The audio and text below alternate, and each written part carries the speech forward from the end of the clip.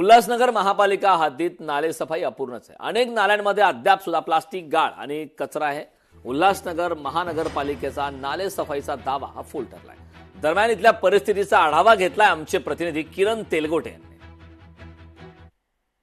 पावसाळा अगदी काही दिवसांवर येऊन ठेपला असतानाच उल्हासनगर शहरामध्ये अद्यापही नालेसफाई जी आहे ती पूर्णपणे झालेली नाही। आपण पाहू शकता, आपण कॅम्प 3 मधील शिवाजीनगर या भागातील एक हा नाला आहे आणि आपण पाहू शकता की हा नाला जो आहे तो कचऱ्यांनी आणि गाळांनी तुडुंब जो आहे तो भरलेला आहे आणि या नाल्याची नालेसफाई जी आहे ती अद्यापही झाली नाही आणि महापालिकेकडून दरवर्षीच दावा केला जातो की नालेसफाई जी आहे ती केली जाते। मात्र प्रत्यक्षात आपण जर पाहायला गेलं तर इथे नालेसफाईचा जो फज्जा आहे तो आपल्याला उडताना दिसतोय। नालेसफाईच अद्याप झालेली नाही आहे।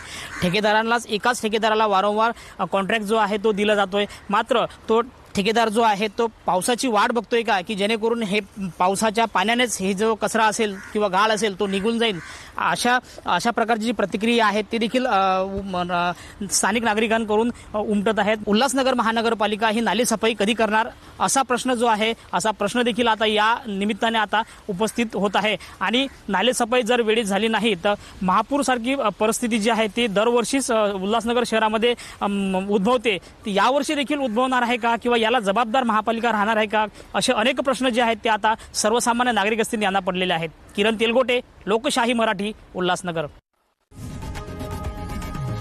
लोकशाही मराठी, ऐका, पहा, जागरूक रहा।